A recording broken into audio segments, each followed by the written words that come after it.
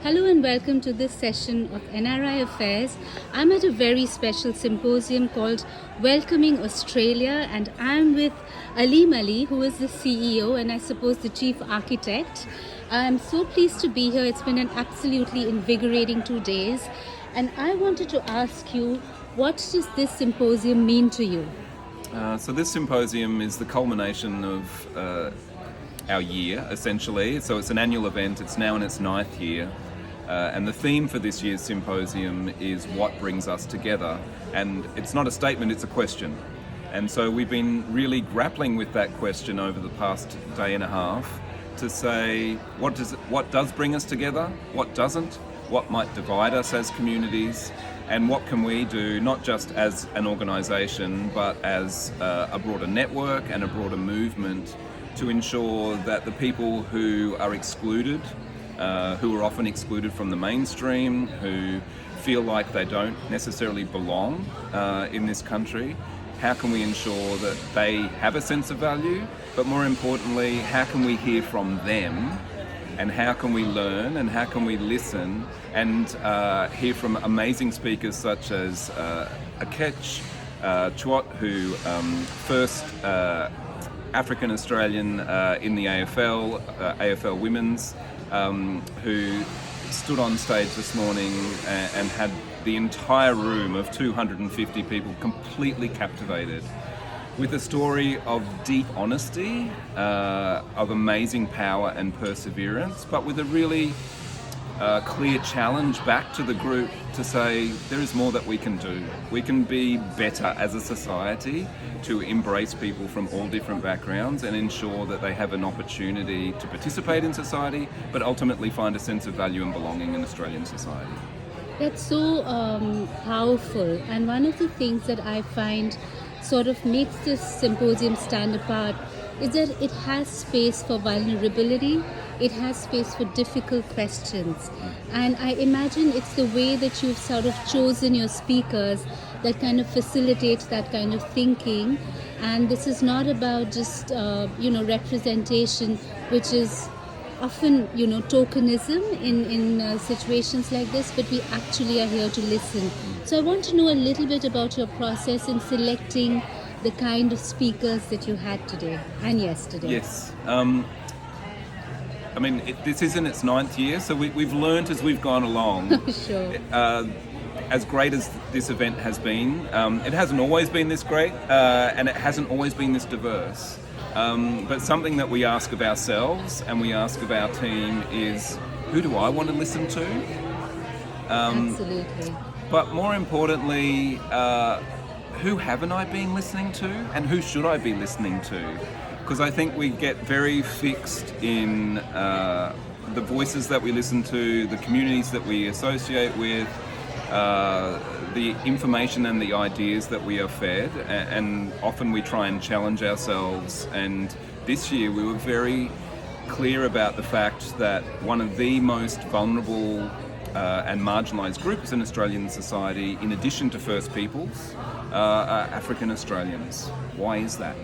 And who are the people that we need to listen to get their perspectives and their understanding, so we can ensure that they cease to be the most vulnerable and that they have as much opportunity as anyone else in our society. I really appreciate the starting point of that question, who we have not been listening to. And I find echoes of that in different spaces as well. For instance, in the world of literature or, lit fests, they're the same names that you will see over and over again, and it does beg the question, who are we not listening to? So that's wonderful. I did want to ask you, at a time when there is obviously so much division along religious lines and ethnic lines and geographical and political, your question is really critical at the time, like what brings us together? So as you've been listening and working in this space for as long as you have, what are some of the things that you have found that we often overlook in what brings us together? I think, without oversimplifying it, I understand it can be very complex and there can be deep complexities and nuances within communities.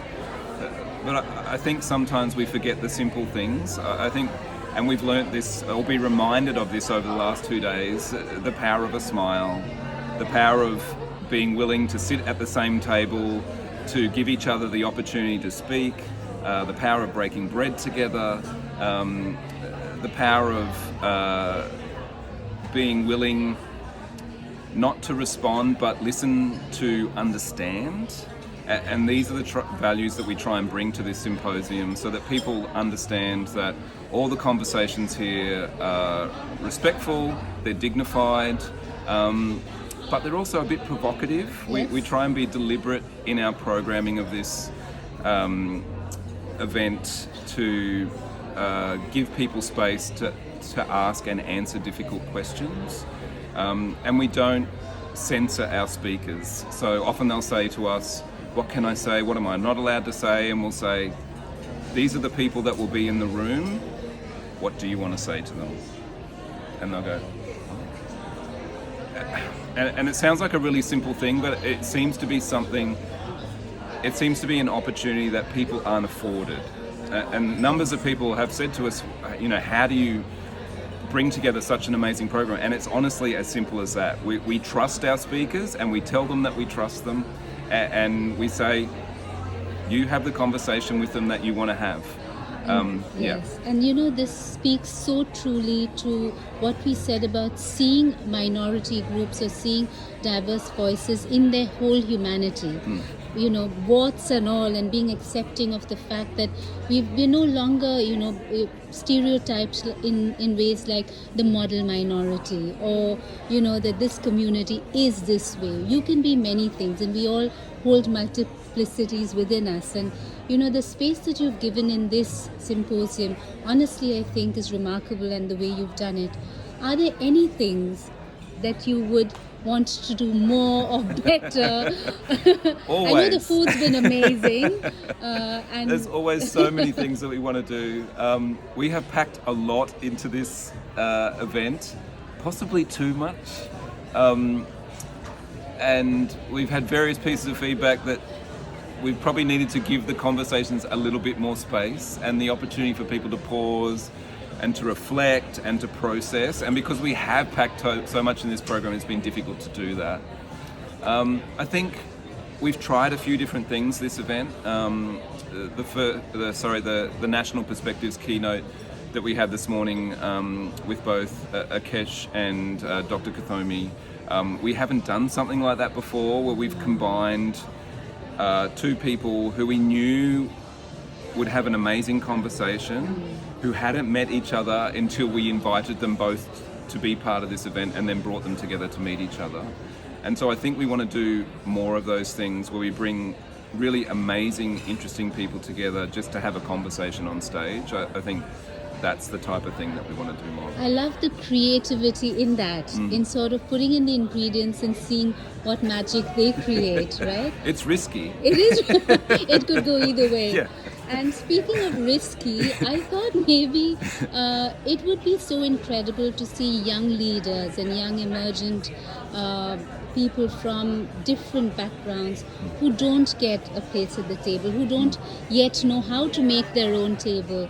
So I'm wondering if you have any plans to engage a younger demographic in opportunities like this. Definitely, and we really try and do that throughout the programming. So Akesh is a young woman, Kathomi is a young woman, many of the panellists on the volunteering panel were young people, but what we have stopped doing, and people have different opinions on this, is we've stopped having a young person's panel. Right. Because they have as much validity in every conversation. So what we try not to do is silo the conversations. So I think maybe we can point this out better, but I think that we try and scatter people throughout the program, because young people have as much validity in a conversation about aged care as older people do. They're just bringing a completely different perspective. So we've tried to move a little bit away from the standard model, which is let's bring young people together and let's bring African Australians together. And let's, and more integrated, yes. as it is in society, Yeah. a true Yes. reflection of how we live and how we have communities. Yes. Wonderful. It's been so great speaking with you, and I look forward to the rest of the symposium. Thank you so much for your time. Thank you.